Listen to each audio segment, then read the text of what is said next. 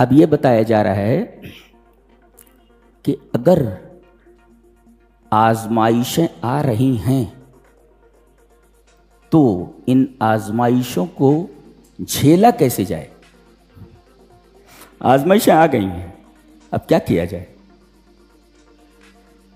آزمائشوں کے ان ایام میں، ان اوقات میں کیا کیا جائے کہ جس سے ہم آزمائشوں میں پورے اتریں. بتایا گیا کہ 2 نسخے ہیں، ان کو آزماؤ، ان 2 نسخوں کو استعمال کرو. کیا؟ اتل ما اوحی الیک من الکتاب. اللہ اکبر. ایک تو اللہ کی کتاب کی تلاوت، اس پر غور و فکر، اس کو سمجھنا. اللہ کی کتاب کی تلاوت اور اس پر غور و فکر ایک. اور وہ اقم الصلاۃ، اور نماز قائم کرنا. نبی کریم صلی اللہ علیہ وسلم کے بارے میں ہے اذا حزبہ امر، جب بھی کوئی معاملہ درپیش ہوتا، کوئی خوفناک مسئلہ ہے، تو آپ فوراً نماز کی طرف بھاگتے. اللہ، یعنی تمام داء کی دوا، تمام بیماریوں کا علاج، تمام پریشانیوں کا حل نماز میں ہے اور تلاوت قرآن میں ہے. آج دنیا نے انہی دونوں کو چھوڑ دیا ہے. اور عجیب بات یہ ہے کہ مسلمانوں نے قرآن کو رکھا ہوا ہے، لیکن قرآن کا جو حق ہے اس کو ادا نہیں کر رہے ہیں. نماز پڑھ رہے ہیں لیکن نماز کی طرح نہیں. کیوں؟ اس لیے کہ آگے وجہ بتائی جا رہی ہے کہ نماز ایسی ہو جس کا اثر تمہاری زندگیوں کے اوپر ہو. جی بتایا گیا ان الصلاۃ تنہا عن الفحشاء والمنکر، نماز فحشا اور منکر سے روک دیتی ہے.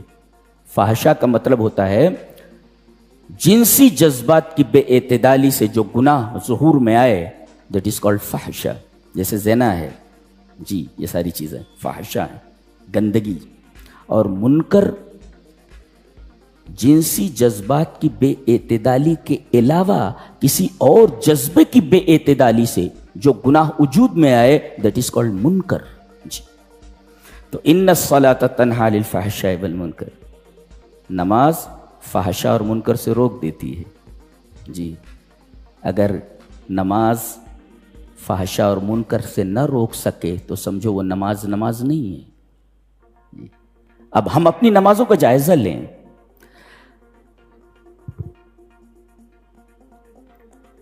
علامہ منذری اپنی حدیث کی کتاب ترغیب و ترہیب میں ایک روایت لائے ہیں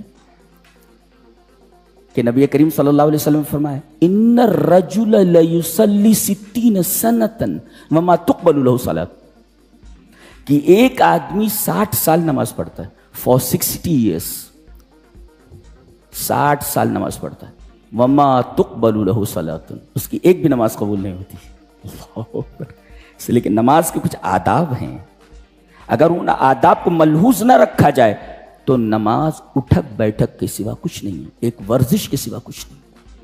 تو نماز اس طرح پڑھی جائے جی کہ اس نماز کا اثر ہماری زندگیوں کے اوپر ہو.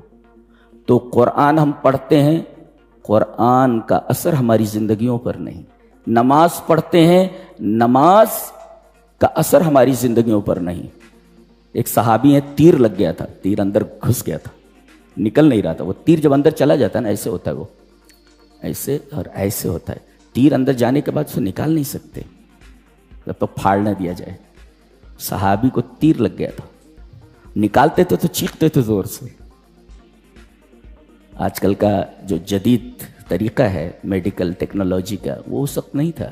انہوں نے کہا ایسا کرتا ہوں، نماز میں کھڑا ہو جاتا ہوں. اللہ، نماز میں کھڑے ہو گئے اور تیر کو نکال لیا گیا.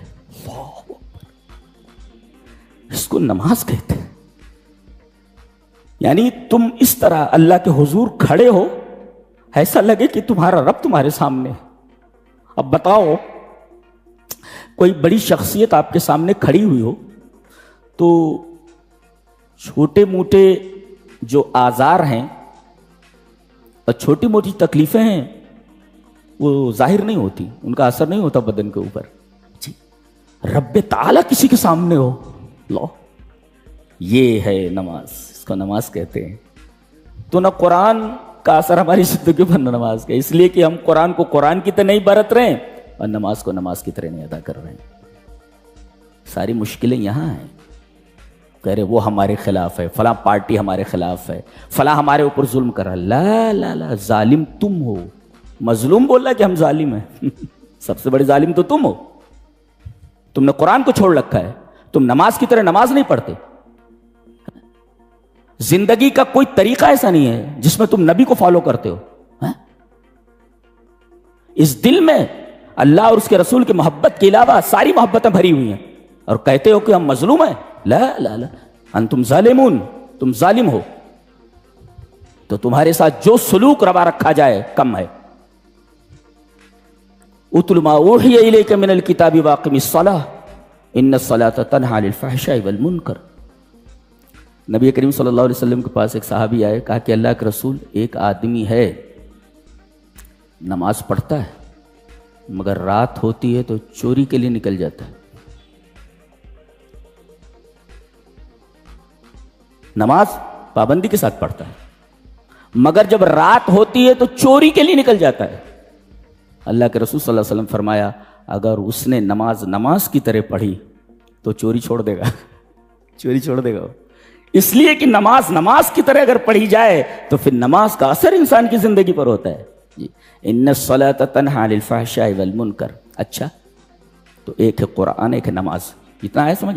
وَلَذِكْرُ اللَّهِ اکبر، اللہ کا ذکر سب سے بڑا ہے۔ اچھا، یہ اللہ کا ذکر سب سے بڑا ہے، اس کا کیا مطلب؟